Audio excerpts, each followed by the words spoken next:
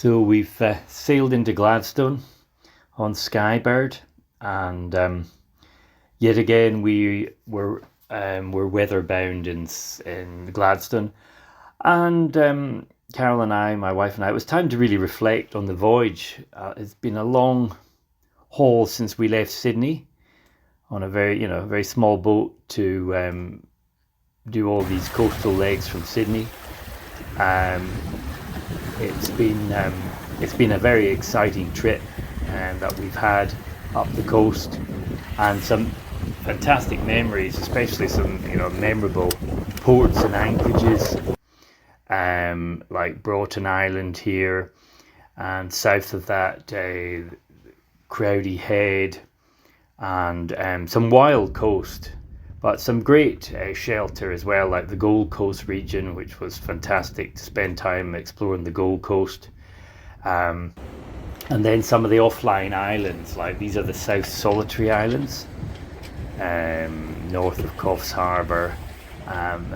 They live up to their name, they're rather austere islands, but then some great shelter like Tin Can Bay Yacht Club, probably one of the cutest yacht clubs I've been to. It's very beautiful up Tin Can Bay.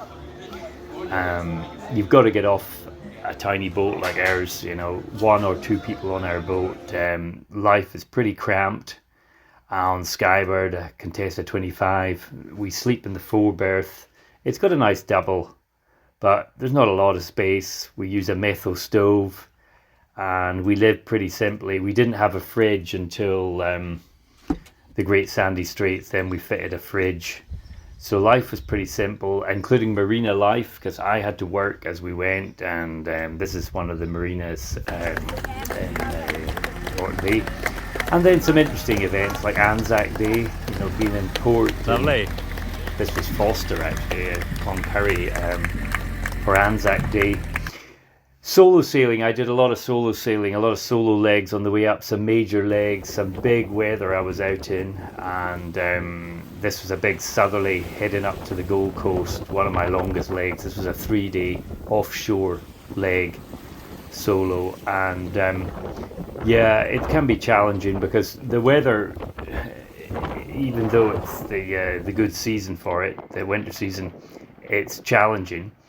And doing everything solo, of course, you've got to be ultra careful on a small boat. It bounces around and breakages occur, like my autopilot broke in that big swell off the Solitary Islands.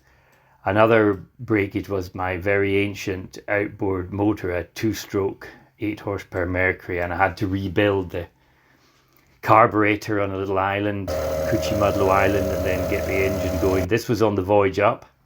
At the start of the voyage part in the Gold Coast, I went ashore and anti-fouled and epoxied an anti-foul Skybird, and put new rig on our new shrouds. Weather is very changeable. The Gold Coast time there had some very changeable weather. You see the lightning here and thunder. And we had some big winds during our voyage from Sydney. We had some big weather. Down near Sydney you get what's called the southerly buster coming up, and we had some big events with that, like surfing into Newcastle Harbour, I remember. So you have to be very weather wise. And tides, look at the tide here. This is Pumicestone Passage.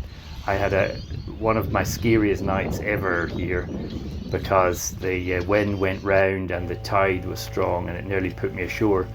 The big event, of course, was getting to the Wide Bay Bar to get the tide right, to get through. It's not so much getting through, but get the tide right. And then in the Great Sandy Straits, lots of shallows. You see yachts come a cropper here. I've sailed past quite a few yachts going aground.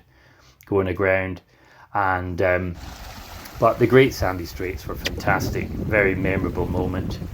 And that's just some of the highlights which we're reflecting on from the beautiful port of Gladstone.